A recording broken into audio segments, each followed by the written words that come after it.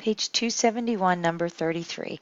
The half-life of a certain radioactive substance is 14 days. There are 6.6 grams present initially. We are to first express the amount of substance remaining as a function of time t, and then we need to determine when there will be less than 1 gram of the substance remaining.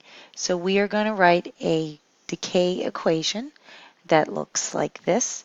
So R of t equals the initial amount, 6.6, times the half-life, so 1/2, and it's 14 days, so that will be t over 14, where t is in days.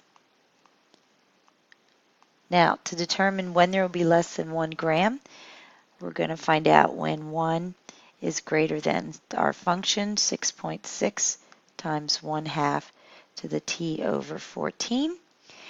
And I am going to divide both sides by 6.6. So what I'm going to do is find the intersection of 1 over 6.6 and the function 1/2 to the t over 14 in my graphing calculator. So bringing up my graphing calculator, you can see in y1 I put 1 divided by 6.6, and in y2 I have a half, or a 0.5, raised to the x to the 14th power. I adjusted my window.